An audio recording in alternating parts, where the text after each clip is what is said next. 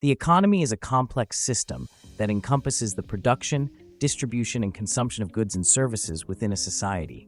It involves various participants, including individuals, businesses, and governments, each playing a critical role in the functioning of the economic system. Here's a detailed overview of how the economy works. Fundamental concepts. 1. Scarcity and choice. At the heart of economics lies the concept of scarcity, which refers to the limited nature of resources in comparison to the unlimited wants and needs of people. This fundamental imbalance necessitates the need for choice and prioritization, leading to the allocation of resources in a way that aims to maximize efficiency and satisfaction. 2. Supply and demand. Supply and demand are the cornerstones of economic theory.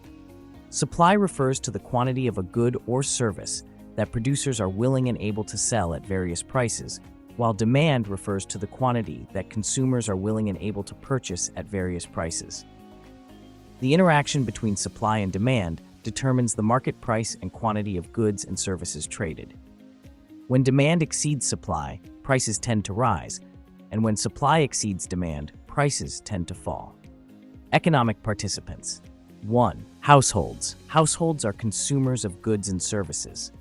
They make decisions about what to purchase based on their preferences, income, and the prices of goods and services. Households also supply labor, land, and capital to businesses in exchange for wages, rent, and interest.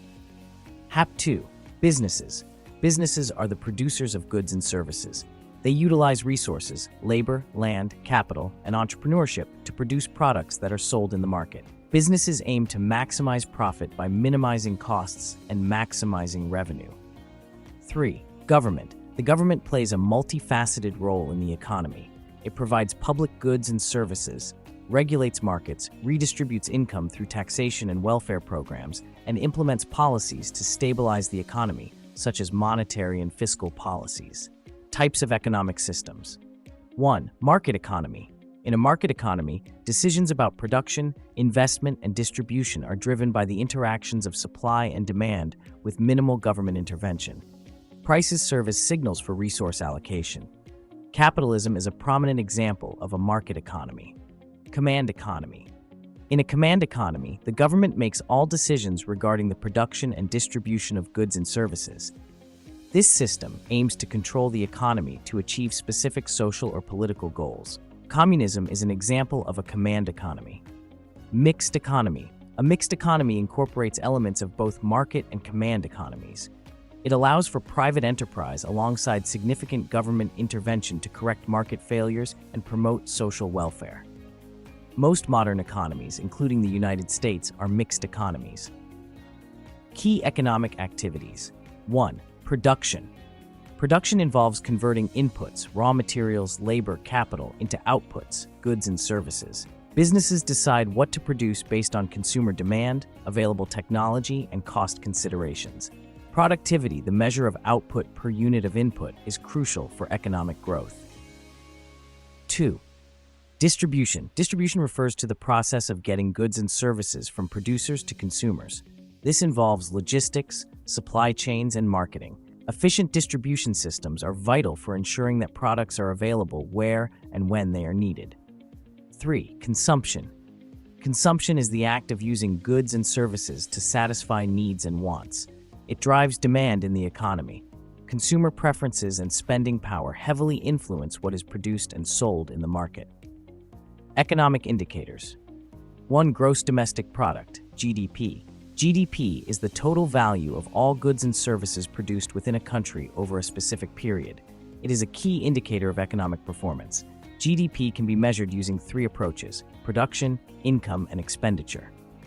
2. Inflation. Inflation measures the rate at which the general level of prices for goods and services is rising. It erodes purchasing power and can impact savings and investment decisions. Central banks use monetary policy tools, such as interest rates, to control inflation. 3. Unemployment. Unemployment indicates the percentage of the labor force that is without work, but actively seeking employment. High unemployment can signify economic distress, while low unemployment usually points to a robust economy. However, extremely low unemployment can lead to labor shortages and wage inflation. Or 4. Interest rates. Interest rates, determined by central banks, influence borrowing and lending in the economy. Lower interest rates encourage spending and investment, while higher rates can help control inflation but may slow down economic growth. Market failures and government intervention. Markets are not perfect and can fail to allocate resources efficiently. Market failures include public goods. These are non-excludable and non-rivalrous, meaning they are available to everyone and one person's use does not diminish another's. Examples include national defense and public parks. Private markets may underprovide public goods, necessitating government provision. Externalities. These occur when a third party is affected by an economic transaction they are not involved in. Negative externalities, such as pollution, may require government intervention through regulation or taxation to mitigate their impact. Monopoly power. When a single firm dominates a market, it can lead to higher prices and reduced output. Antitrust laws and regulation are necessary to promote competition. Economic policies. 1. Fiscal policy. Fiscal policy involves government spending and taxation decisions. Expansionary fiscal policy, increasing spending or cutting taxes, is used to stimulate the economy during a recession. Conversely, contractionary fiscal policy, reducing spending or raising taxes, can cool down an overheating economy. 2. Monetary policy. Monetary policy is managed by a country's central bank and involves regulating the money supply and interest rates. Lowering interest rates can stimulate borrowing and spending, while raising rates can help control inflation. International economics. Globalization has interconnected economies worldwide. Trade allows countries to specialize in producing goods and services where they have a comparative advantage, leading to more efficient resource use. However, international trade also brings challenges, such as trade imbalances and the impact of global economic fluctuations on domestic economies. 1. Exchange rates. Exchange rates determine how much one currency is worth in terms of another. They impact international trade and investment flows. Central banks may intervene in foreign exchange markets to stabilize their currencies. 2. Trade policies. Countries adopt various trade policies, including tariffs, quotas, and trade agreements, to protect domestic industries or promote exports. Free trade agreements aim to reduce barriers and increase trade between member countries. Conclusion. The economy is a dynamic and intricate system driven by the interactions of households, businesses, and governments. Understanding its workings involves grasping fundamental concepts like scarcity, supply and demand, and the roles of different economic participants. Economic performance is measured through indicators such as GDP, inflation, and unemployment, while policies and interventions address market failures and promote stability. In an increasingly globalized world, international economics plays a crucial role in shaping domestic economic outcomes.